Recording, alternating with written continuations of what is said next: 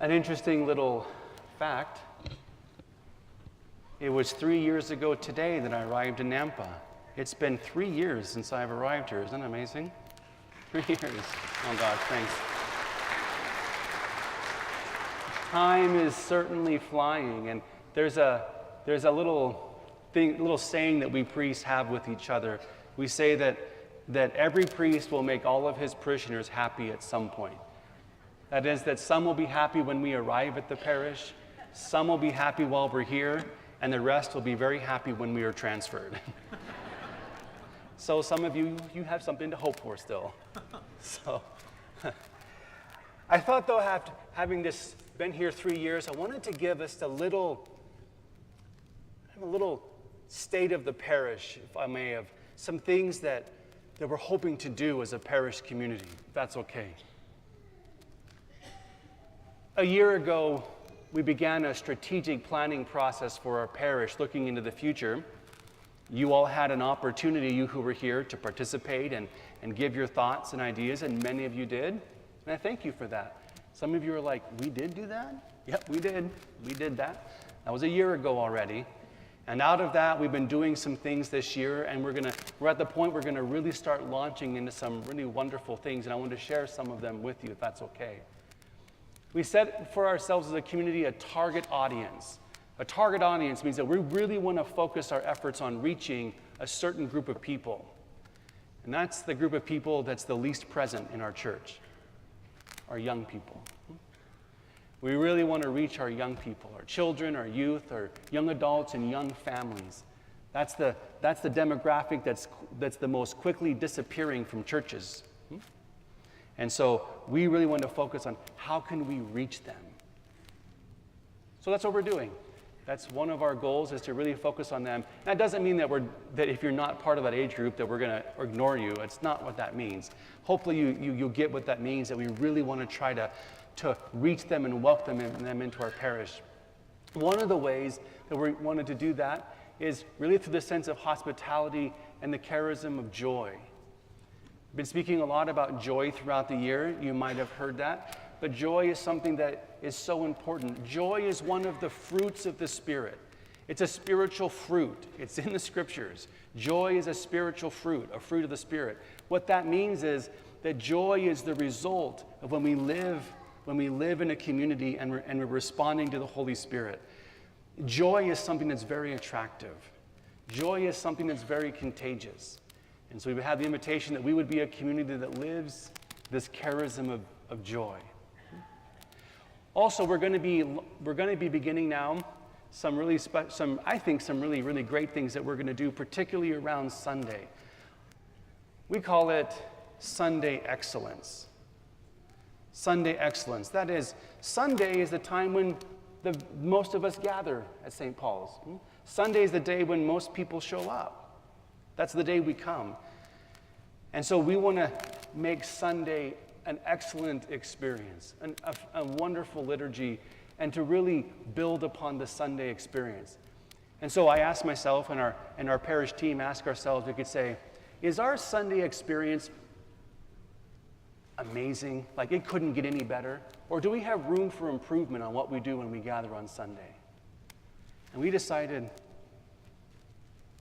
we can do better. We can do better. It's not that we're horrible, but we can do better.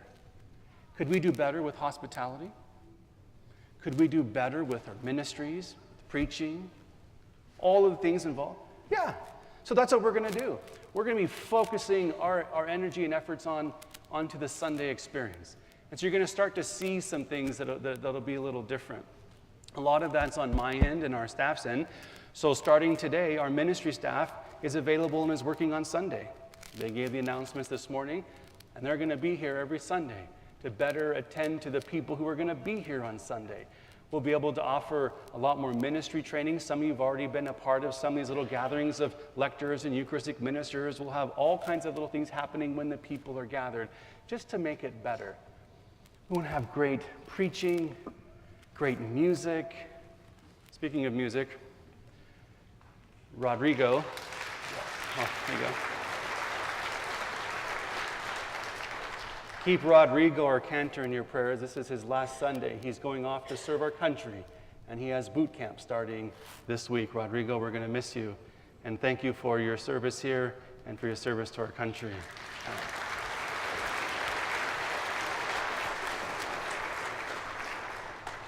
Isn't that beautiful how service leads to service, which leads to such good things?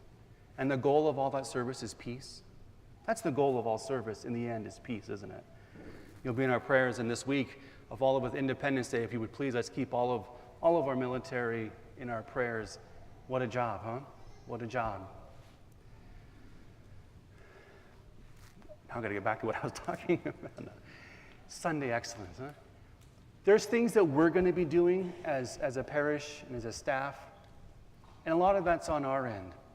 But I want to shift it for a moment because we are a community, and I want to invite all of you into something really important. I could use your help, and that is that we would grow in the way that we are a community that impacts this valley. We can have a tremendous impact in a positive way in this valley and in this community.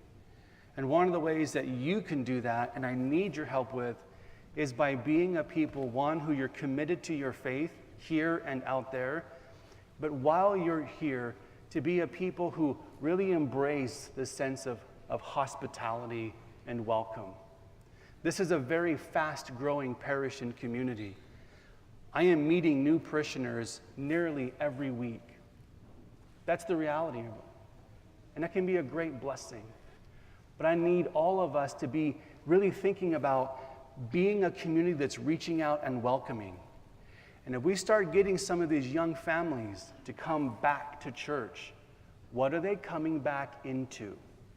That's where I need all of you to help create an environment where maybe some of these young families, these kids go off to college, they leave the church behind, and they get married, they start to have a few kids, and maybe it's been 10 years, and they decide they're going to come to St. Paul's, and it's their first weekend coming back to church for 10 years.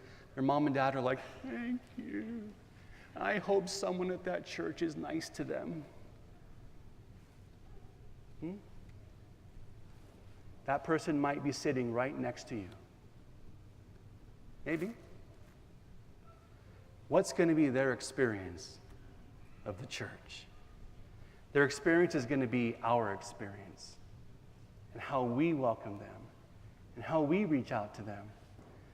I love to welcome new families, and I love to welcome people, but there's one of me and a lot of you. I need your help. So I'm asking you to join me in this mission of keeping our eyes and ears open to welcome those who come here, to reach out to those who might be in need. And it's not just to welcome a new face, but also to be attentive to one another. I think I mentioned this a few weeks ago. Our parish went through a difficult time through the month of June. We've had more funerals in the month of June than we've ever had in the history of this parish. We had over 20 funerals in a 3-week span. What that tells me is somebody around you is in mourning. Someone around you is having a hard time. So we're the kind of community that is aware of those things, that are reaching out to others. Maybe someone around you just got married. We had 2 weddings yesterday here. We've had 10 weddings here in the month of June. There's lots of good things happening, and we're going to try to help make those things known to you. But I'm inviting you, if you would join me in this mission of really trying to be aware and sensitive to the people around you. And we take our cue from Jesus. Let's look back to the Lord. Christ the Lord is the model for all things. Think about the readings today. Jesus comes into a town. He walks into a village.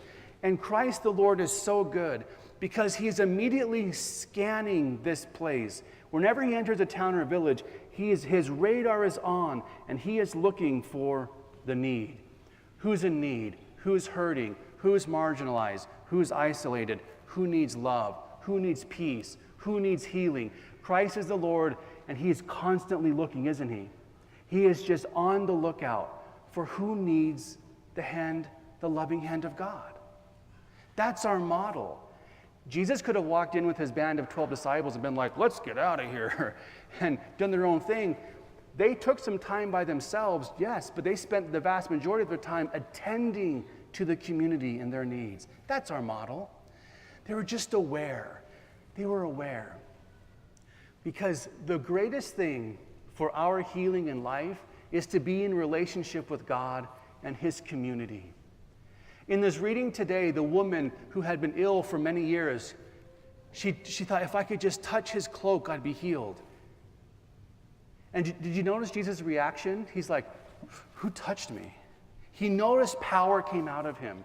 He's using this as a teaching moment.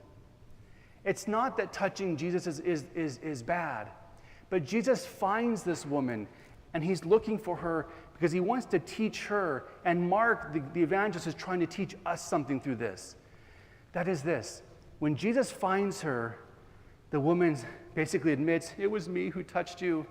And Jesus isn't mad. He's not like, how dare you touch the tassels of my clothes. No, he wasn't mad at all. What he wanted to tell her was this. There's nothing magic about my clothes. There's nothing superstitious about touching my clothes. It's your faith in me that has saved you. It's your faith in Jesus that saves you. Jesus wants to be in a relationship with his people. It's not just touching his clothes. It's getting into touch with him personally that saves us. That's where a community is really important, because it's in a community that relationship is grown and nurtured. There are people who are going to come because they think, if I could just touch Jesus' clothes. There's nothing wrong with starting there. There's people who are going to come to our parish, I just need to get in contact with God, I'm searching, and they're going to reach out to touch the clothes of Jesus. Anything wrong with that? It's a great starting point. And then the Christian community takes them and helps them have a personal touch with Jesus in relationship. That's what's life-giving. That's the life-giving relationship. With the official's daughter today who had died, Jesus comes to her, and one of the saddest lines in all of the scriptures, when Jesus says, she's not dead, she's asleep, the line says, and they ridiculed him. Did you hear that? And they ridiculed Jesus. Jesus has power to transform lives. He has the power to restore and heal, to take something that was dead and bring it back to life. And there are people in their lives who are at that bitter point, who are saying, oh no, I can never be healed, I can never be forgiven, this will never change, and that's a lie. And when they are put into relationship with Jesus, he has the power to heal and to restore. There are so many hungry people in this world, and they're hungering for that healing. They're hungering for that relationship, and they may not know where to go, and they might come through these doors searching to touch the tassel of Jesus because they heard of him. And when they come in, let's be ready. Let's be ready, at least to welcome them. We don't have to be like goofy, like, hi, welcome to St. Paul. Calm down. Let's just be normal people. Let's be attentive to those around us. We welcome and we want to lead them to Jesus. And maybe you lead them to me and I help them. Maybe you take them to the director of youth ministry to help them. Maybe you put them in touch with our counselor. Maybe they need a good education for their children. Maybe they just need a good men's group or women's group. Maybe they need some social services. Get the point? We need a community together to lead them. Okay? That's all I have to say about that. Thank you for being a part of this parish. We have a lot to do. This is a wonderful place, but let's keep raising the bar. And I just see St. Paul's being this incredible beacon and light that will have the power to really transform this valley, if we allow it. It's up to us. It's up to us now.